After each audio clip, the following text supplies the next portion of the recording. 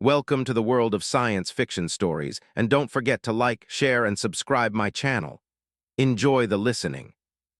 A warship so advanced, it terrified every alien civilization. The signal's promise. The signal arrived on a Tuesday.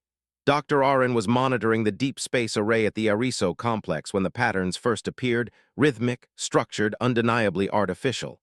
Her heart raced as she cross-referenced the patterns against all known cosmic phenomena and human transmissions. Nothing matched. After 20 years of scanning the stars, humanity had finally received an answer. "Director Hanan," she called, her voice steady despite the adrenaline coursing through her veins. "I think you need to see this." Within hours, observatories across the planet confirmed the signal. Within days, the world's governments had established a unified response protocol. Within weeks, Dr. Chen found herself standing before the United Nations Security Council, explaining to world leaders what they had found. "The signal originates from HD 85005, she explained, her laser pointer circling a seemingly unremarkable star on the projection behind her. 512 bits, approximately 36 light-years away. It contains mathematical sequences followed by what we believe are complex instructions. This isn't just a greeting, it's a blueprint." The room erupted in questions. General Zhao of China's Space Command leaned forward. "A blueprint for what exactly?" "A ship," Chen answered simply. "Or at least components of one. The designs utilize principles of physics we've theorized but never been able to implement. Quantum displacement engines, gravitational manipulators, materials that shouldn't be possible." "So they're giving us technology." The American representative's voice carried equal parts hope and suspicion. "Why would an advanced civilization hand us the keys to the stars?" Chen hesitated. "That's what bothers me, Madame President. These aren't just advanced designs, they're desperate ones. The transmission pattern suggests urgency. The blueprints aren't a gift. They're a plea." In the following months, the brightest minds on Earth worked tirelessly to decode the alien mathematics. Dr. Chen led a team of xenolinguists, mathematicians, and theoretical physicists in the largest collaborative scientific endeavor in human history. The United Nations established Project Prometheus to coordinate the global response. 6 months after the signal's arrival, Dr. Chen made another breakthrough. The signal contained more than blueprints. It contained a message. "They call themselves the Luminarch," she announced to the Prometheus Directorate. "Their star is dying, but that's not why they sent the signal. Something called the Void Harbingers destroyed their civilization. The blueprints are for a defensive vessel, one that could save them. But the message was sent 36 years ago. They're already gone." "Then why build the ship at all?" asked Director Hanan, the question hanging heavy in the room. Dr. Chen displayed the final decoded portion of the message. "Because they weren't the only target. The Harbingers move from star to star, consuming civilizations. According to their calculations, Earth is next." Silence fell over the room as the implication sank in. Humanity wasn't being offered a gift. They were being mourned and armed. Construction began immediately. The nations of Earth, faced with extinction, pooled their resources in unprecedented cooperation. The International Space Agency established a construction facility in Earth orbit where the gravity manipulation components could be properly tested. Materials research labs across the planet worked on creating the exotic alloys specified in the blueprints. Not everyone embraced the project. Religious extremists proclaimed the ship an abomination. Conspiracy theorists claimed it was a trap designed to lure humans to their doom. Several attempts at sabotage were narrowly thwarted. Dr. Chen found herself working alongside Captain Marcus Reeves, a veteran astronaut selected to command the vessel once completed. Reeves was skeptical, pragmatic, with eyes that had seen the curvature of Earth and the vast emptiness beyond. "You really believe this ship can save us?" he asked Chen late one night as they reviewed the Luminarch propulsion designs. "Even if we build it correctly, we have no idea how to fight these Harbingers." "The Luminarch didn't send us these plans on a whim," Chen replied. "They chose Earth specifically. There must be something about us they believed could succeed where they failed." "Human unpredictability," Reeves suggested with a wry smile. The one thing aliens always underestimate in the movies. Chen smiled back, but her eyes remained serious. The Luminarch were a hive consciousness. They thought as one. Perhaps they recognized that our individual perspectives might see solutions they couldn't. 18 months into construction, the true nature of the vessel began to take shape. It wasn't merely a warship. It was a dimensional anchor, capable of stabilizing spacetime against the distortions the harbingers used to consume stars and planets. The quantum displacement engine would allow it to match the harbinger's ability to slip between dimensional layers. They named it the Titan's Echo, a reflection of humanity's mythological defiance against cosmic powers. As the ship neared completion, instruments detected gravitational anomalies at the edge of the solar system. The void harbingers had arrived, decades earlier than the Luminarch had predicted. Earth had months, not years, to prepare. The launch date was moved forward. Systems remained untested. Crews trained in simulation only. It was a desperate gamble with the fate of humanity at stake. The night before launch, Dr. Chen stood in the observation deck of the space station, looking at the gleaming hull of the Titan's Echo. Captain Reeves found her there, lost in thought. "Having second thoughts?" he asked, joining her at the viewport. "Wondering if we understood the message correctly," she admitted. "What if we missed something crucial? What if this ship isn't what we think it is?"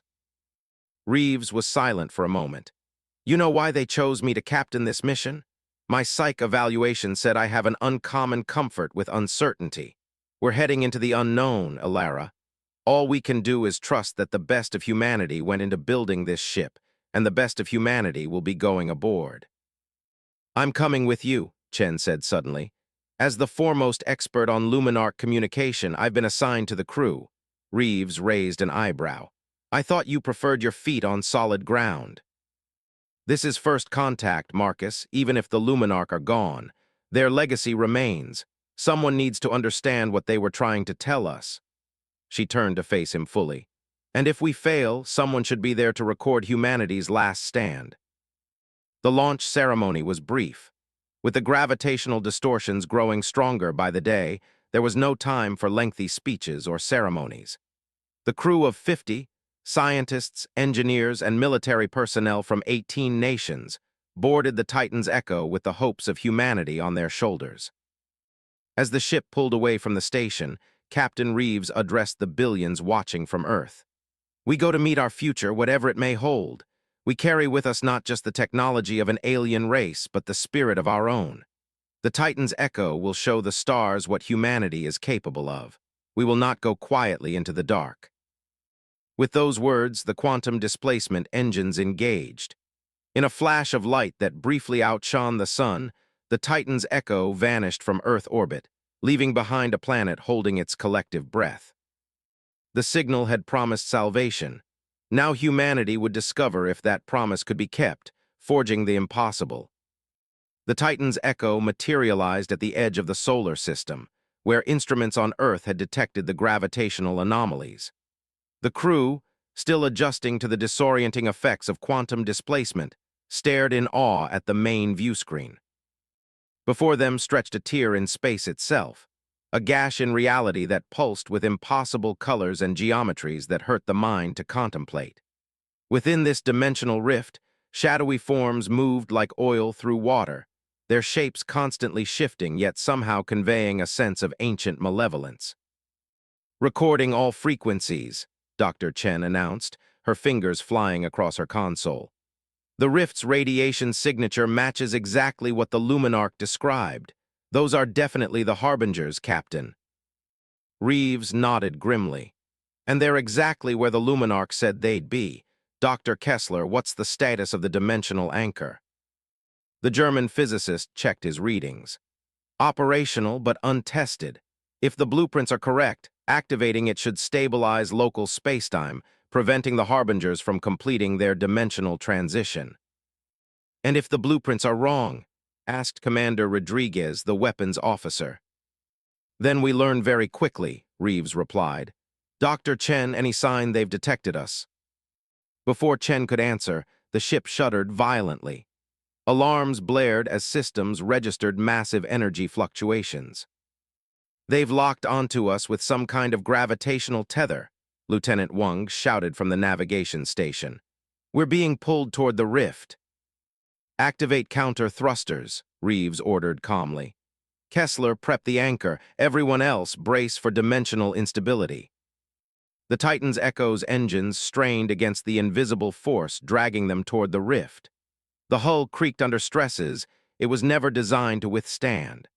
Warning lights flashed across every console as systems approached critical failure. "Counter thrusters failing," Wang reported. "We can't break free."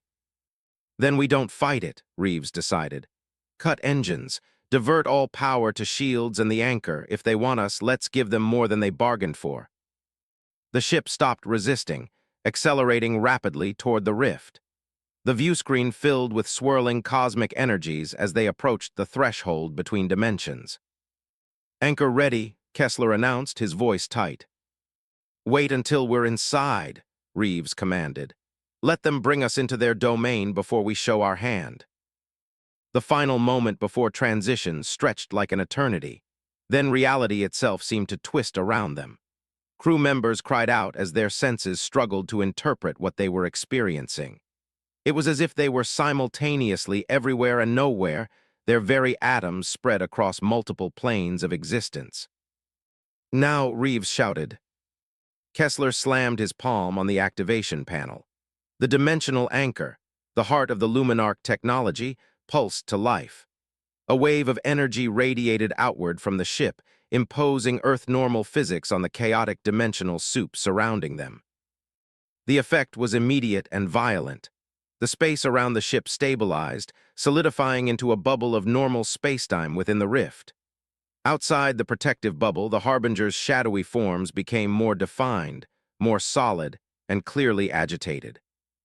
"It's working," Chen exclaimed. "They're being forced to manifest physically within our dimensional parameters."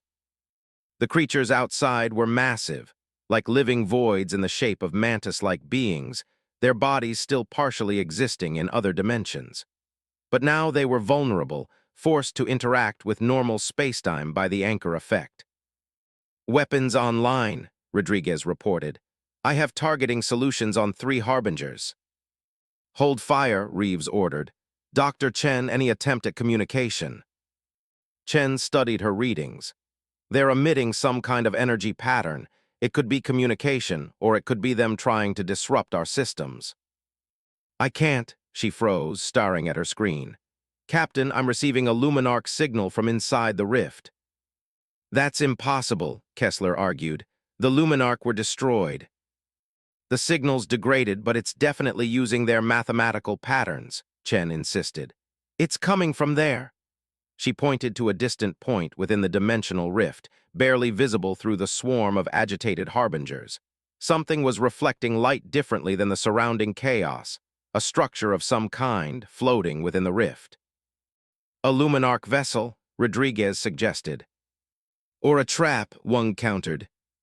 Reeves studied the distant object. "Dr. Chen, your best assessment." Chen took a deep breath. "The Luminarch sent us these blueprints for a reason. I think they're still out there, or at least some of them are.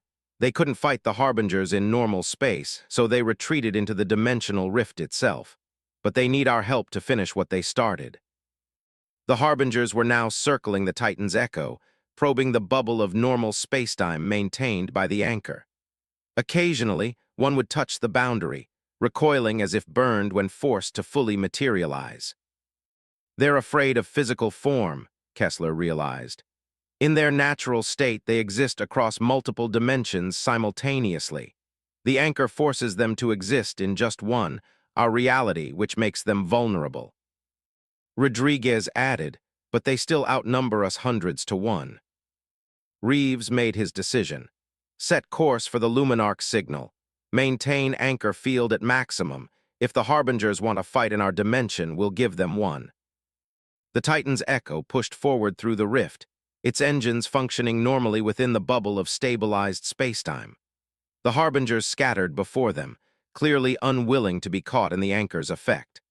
But as the ship progressed deeper into the rift, more harbingers appeared, gathering in swarms that darkened the already bizarre landscape. "They're coordinating," Chen warned, "establishing a blockade between us and the Luminarch signal."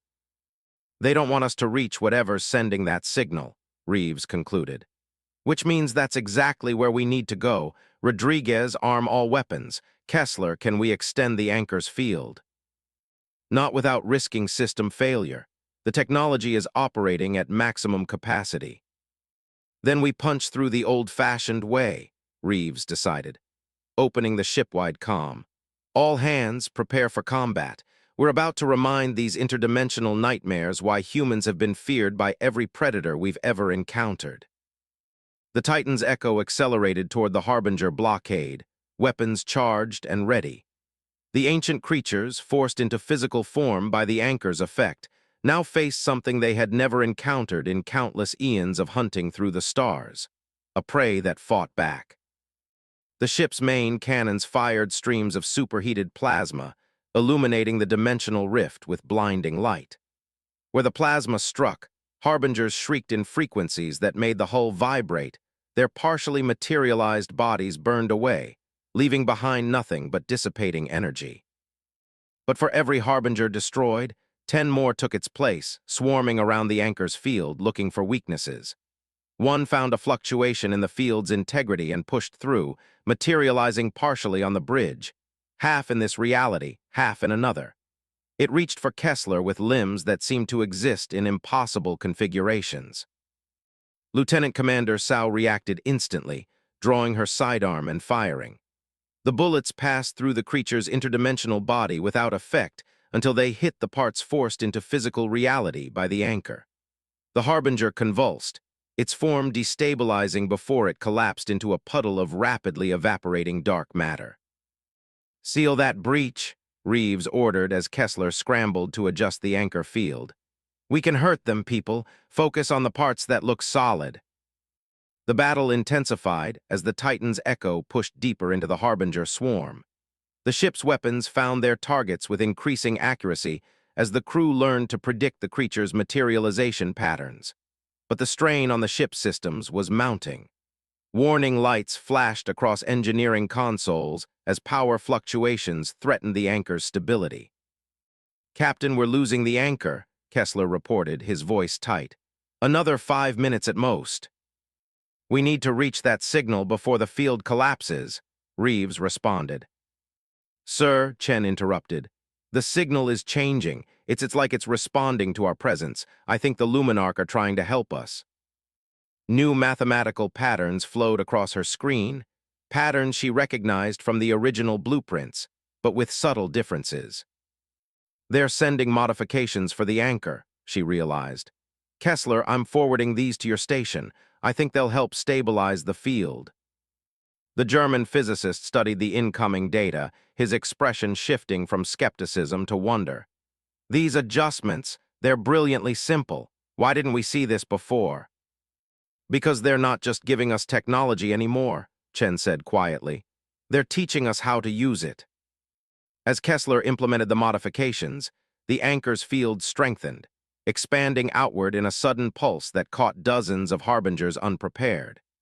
The creatures screamed as they were forced fully into physical form, their bodies unable to maintain coherence in a single dimension. The path to the Luminarch signal cleared momentarily. Through the chaos of battle, the crew of the Titan's Echo caught their first clear glimpse of what awaited them. A massive crystalline structure floating in the heart of the rift, pulsing with the same rhythm.